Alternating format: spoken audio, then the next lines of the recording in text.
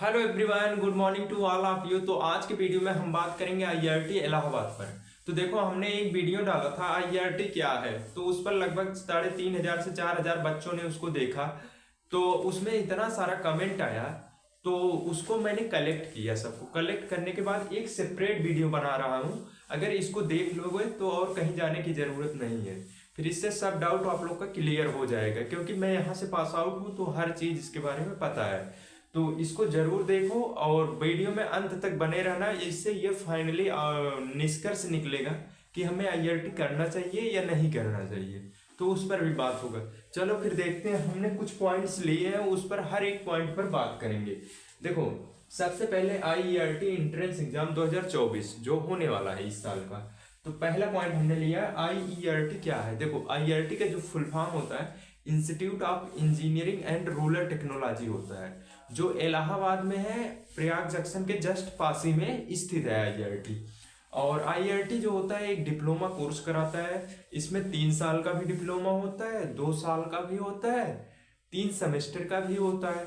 तो मेनली जो हम बात करेंगे, मेरा जो फोकस रहेगा वो 3 साल का डिप्लोमा, जो फुल कोर्स माना जाता है डिप्लोमा का। तो ये डिप्लोमा कराता है, हालांकि बीटेक भी इसमें है। तो वो एक टीयू का कॉलेज है, मतलब एक टीयू से एफिलिएटेड है। यहाँ का डिप्लोमा की वैल्यू अलग है, बीटेक अलग हो गया। मतलब है कैंपस सेम है, बट उसका सब प्रोसीजर अलग होता है बीटेक का। हम बात करेंगे मेनली डिप्लोमा पर। तो डिप्लोमा जो है यहाँ का है काफ़ी अच्छा माना जाता है कि एशिया का सबसे टॉप पॉलिटेक्निक कॉलेज है। और तो बहुत सारे पॉलिटेक्निक है यूपी में, लेकिन ये अलग है, इसका एंट्रेंस भी अलग से आता है होता है। ठीक है। और दूसरा पॉइंट आप समझ गए कि डिप्लोमा कराता है। और दूसरा पॉइंट है आईईआरटी में पढ़ाई किस भाषा में होती है। ये इतने बच्चों ने कमेंट किया नीचे कि सर पढ़ाई किस लैंग्वेज में होती है, पढ़ाई किस भाषा में होती है। देखो, सिंपल से मैं बताता हूँ। इसमें जो पढ़ाई होती है समझ जाओगे एकदम। देखो, इसमें जो टीचर्स हैं वहाँ के, वो पढ़ाएंगे इंग्लिश में, लिखाएंगे भी इंग्लिश में। नहीं, लिखाएंगे इंग्लिश में और समझाएंगे हिंदी में भी। तो और जो हमारा सेमेस्टर एग्जाम होगा वो दोनों लैंग्वेज में होता है, हिंदी और इंग्लिश दोनों में होता है। चाहो तो इंग्लिश में पूरा सेमेस्टर दो, चाहे तो हिंदी में भी दो। ठीक है। तो लैंग्वेज क्लियर हो गया होगा। हिंदी में भी आप दे सकते हो, कोई दिक्कत नहीं है। फिर बात आती है तीसरा, सिलेबस क्या है। सिलेबस क्या रहने वाला है इसका। देखो, सिलेबस जो है, क्योंकि ये जो इसका मिनिमम क्वालिफिकेशन है वो क्लास 10th है। क्लास 10th के बाद आप फॉर्म अप्लाई कर सकते हो। तो इसका मिनिमम क्वालिफिकेशन जब 10th है तो 10th लेवल का पूछा जाएगा। बट नाम है 10th लेवल का, लेकिन इसमें मैंने देखा है क्वेश्चन कि 11th का भी आता है। अगर 11th का अच्छे से फिजिक्स कर लो, ये कवर हो जाएगा आपका। फिजिक्स हाई स्कूल और 11th का कर लो, फिजिक्स हो गया। और इसके बाद मैथ में जो होता है 9th-10th का मैथ कर लो। ठीक है। और ये थोड़ा अलग एक चैप्टर है सार्डिक और डिटरमिनेंट, तो यहाँ से 1-2 क्वेश्चन पुटअप किए जाते हैं, नहीं तो मेनली 10th लेवल का ही आता है। केमिस्ट्री आपका 9th-10th का ही रहेगा। बस सिलेबस तो क्लियर हो गया आप लोग का। फिर इसके बाद आता है कॉलेज लाइफ कैसा रहेगा। देखो, मैंने यहाँ पर 3 साल बिताया है, तो यहाँ की कैंपस लाइफ इतनी अच्छी है, क्या बताए इतना। देखो, यहाँ से पहले एडमिशन लोगे, तब एडमिशन के बाद तुम्हारा फ्रेशर फंक्शन होगा। काफ़ी सब लोग टीचर्स इकट्ठा रहते हैं, फंक्शन हर ब्रांच का अलग अलग होता है, तो काफ़ी मज़ा आता है। वहाँ पर पूरी व्यवस्थाएं रहती हैं। तो इसका कैंपस लाइफ काफ़ी अच्छा है।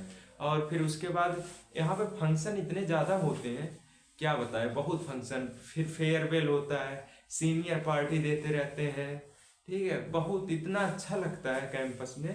ठीक है। बहुत मजा आता है यहाँ पे। कैंपस लाइफ इसकी बहुत बढ़िया है। 3 साल ऐसा बीतेगा पता भी नहीं चलेगा आप लोग को। ठीक है, क्योंकि मेरा बीत गया था ऐसे। फिर 5वां है एडमिशन प्रोसेस क्या रहता है। एडमिशन प्रोसेस देखो, एडमिशन लेने के लिए सबसे पहले इंट्रेंस ये करवाते हैं, आईआरटी इंट्रेंस एग्जाम है होता है। उसको क्वालिफाई करोगे, ये लोग नंबर के हिसाब से कट ऑफ बनाएंगे। उस कट ऑफ के अंदर में अगर आप आओगे तो आपको कट ऑफ के अकॉर्डिंग जितना आपका नंबर रहेगा उसके अकॉर्डिंग ब्रांच अलॉट किया जाएगा, आपका एडमिशन हो जाता है। बस काउंसलिंग होता है, उसके बाद ब्रांच अलॉट होता है। ठीक है। फिर 6वां पॉइंट है कौन सी ब्रांच लेनी चाहिए। देखो, आईआईटी में हाँ ब्रांच भी एक बहुत बड़ा रोल निभाता है है कॉलेज में, आपका फील्ड क्या है। देखो पहले अपने इंटरेस्ट जो है आपका उसको पहचानो, जिसमें आपका इंटरेस्ट हो वही ब्रांच लो। अब तुम्हारा बनने का मन है इलेक्ट्रिकल इंजीनियर, घुस गए मैकेनिकल में, ये कहाँ से समझ में आएगा। अगर मैकेनिकल में मन है तो इलेक्ट्रिकल में घुसा दिए तो नहीं होगा ना ऐसा। तो आपका पहले अपने इंटरेस्ट को पहचानो, ठीक है। यहाँ पे जो फेमस ब्रांचें है यानी जो टॉप पर चल रही है आईआईटी, वो इलेक्ट्रिकल इंजीनियरिंग मानी जाती है। सिविल भी है, जिसको गवर्नमेंट जॉब करना होता है वो सिविल भी ले। मैकेनिकल भी यहाँ की काफ़ी अच्छी है, प्लेसमेंट यहाँ पर 98% प्लेसमेंट है मैकेनिकल में, कभी कभी तो 100 हो जाता है मैकेनिकल में, ठीक है। और फिर बात करते हैं कट ऑफ कितना रहेगा। देखो कट ऑफ डिपेंड करता है तीन चीज़ों पर। पहला चीज़ होता है कि आपकी कैटेगरी कौन सी है, ठीक है, कैटेगरी पर आपका डिपेंड करेगा। फिर इसके बाद आपका पेपर कैसा आया था, पेपर टफ आया होगा तो कट ऑफ इसका कम जाएगा, पेपर इजी रहेगा कट ऑफ हाई जाएगा। ये होता है, दो चीज़ों पर डिपेंड करेगा ये, पेपर कैसा बना है और कैटेगरी कौन सी है आपकी, ओबीसी, एसटी, ओबी जनरल, ठीक है, ईडब्ल्यूएस, ये सब में डिपेंड करेगा। फिर इसके बाद 8वां पॉइंट जो होता है, बैकलॉग कितना लगता है। देखो एडमिशन लगने के बाद इसी में लड़के जाते हैं ज़्यादा, ठीक है, मतलब 3 साल मतलब सेमेस्टर 6 में निकाल दिए, ऐसे एग्जाम आया नहीं निकाल पाए, बैक लग गया। देखो अगर यहाँ पर आना तो मैं बता रहा हूँ कि बैकलॉग को एवॉइड करना है, यानी कि बैक ना आने पर, बैक लग जाएगी फिर किसी काम का नहीं रहोगे। आईआईटी में रहोगे ऐसा नहीं, प्लेसमेंट फिर भी करा देंगे ये लोग, ऐसा नहीं है, लेकिन बैकलॉग को एवॉइड करना, ज़्यादा बैक ना आए। बैकलॉग अगर आ जाएगा फिर परेशान हो जाओगे, उसको क्लियर करो, फिर अगले सेमेस्टर को देखो, तो कैसे मैनेज करोगे ये सब चीज़ें। तो इसको भी ध्यान में रखना है कि बैकलॉग ना आए। और आईआईटी में जान लो, तुम्हारे पॉलिटेक्निक जो होता है यूपी का, उससे ज़्यादा बैक आईआईटी इलाहाबाद में लगता है अगर लड़के नहीं पढ़ते हैं। तो इसलिए अगर यहाँ पर जाना सीरियसली 3 साल देना, एकदम अच्छे से पढ़ना, नौकरी लग जाएगी, ठीक है, बैक से बचना। और 9वां पॉइंट है 10th या 12th के बात करें, 10th की बात करें या 12th की बात करें। देखो इस पर डिपेंड करता है, मतलब आप 10th के बाद, क्योंकि 10th बाद भी कर सकते हैं 12th बाद। देखो हम कहते हैं आप लोग को कि आप 12th के बाद कीजिए, 12th के बाद इसलिए कीजिए क्योंकि यहाँ के जो टीचर्स हैं काफ़ी हाई लेवल में पढ़ाई, जब हाई लेवल में पढ़ाई होगी, आप लोग अगर 10th करके आए रहेंगे, बहुत सी चीज़ें नहीं पढ़े रहेंगे, तो आपको समझ में नहीं आएगा, आपको दिक्कत होने लगेगी। अगर 12th वाला बच्चा वहीं पर है, वो पूरा पढ़ा है, कैलकुलस पढ़ा है, डिफरेंशिएशन, कंटिन्यूटी सब पढ़ के आया हो, तो उसको कोई दिक्कत नहीं होगी यहाँ पर, बहुत कम ही। बट अगर आपके अंदर वो एबिलिटी है तो आप 10th के बाद भी कर सकते हो, मेहनत करोगे हो जाएगा, कोई दिक्कत नहीं है, ठीक है। फिर 10वां नंबर आता है एडमिशन लेना चाहिए या नहीं।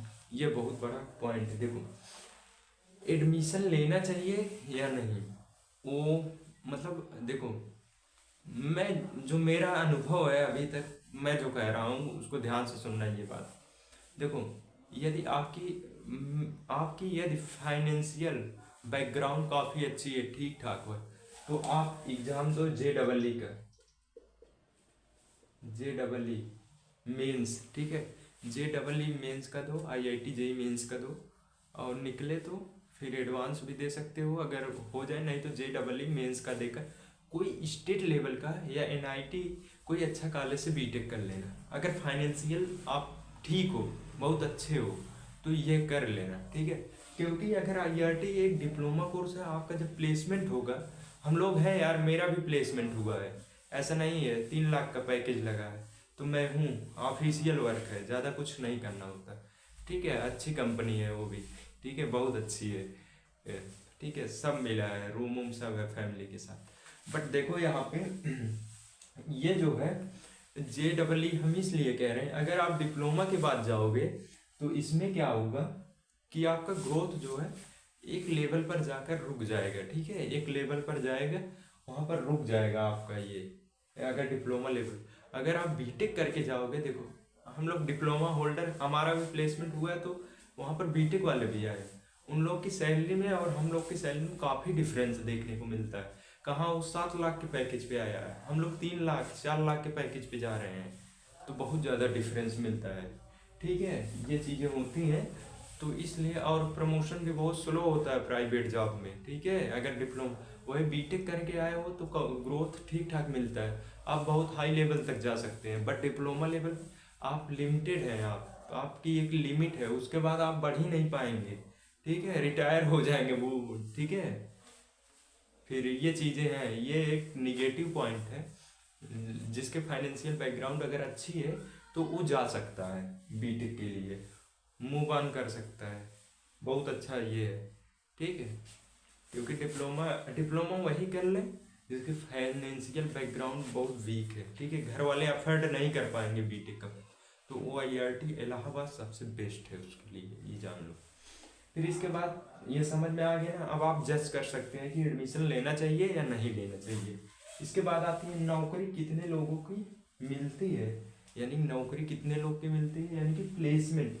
प्लेसमेंट भैया क्या होता है? प्लेसमेंट देखो होता क्या है, तुम्हारे कैंपस में यानी कॉलेज में कंपनी आएगी, जो उसकी एलिजिबिलिटी रहेगी उसको रखेगी, जो लड़के एलिजिबल होंगे उनको बुलाएगी, भैया आइए रिटर्न दीजिए। ठीक है, बहुत कम ही कंपनियाँ फिजिकल कराती हैं हार्डवेयर, तो बहुत कम ही, बहुत सी कंपनियाँ होती हैं रिटर्न लेगी आपकी, इंटरव्यू, एचआर इंटरव्यू, फिर इसके बाद फाइनली सिलेक्शन हो जाता है। कुछ में जीडी भी होता है, एक राउंड और बढ़ा लेते हैं, तो कुछ में होता है, नहीं तो मोस्टली यही होता है।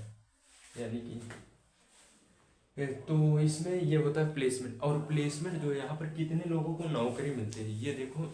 अब की बार आईआरटी के जो टीपीओ होते हैं, ट्रेनिंग प्लेसमेंट ऑफिसर, उन्होंने अपडेट दिया कि 98.5% प्लेसमेंट हुआ।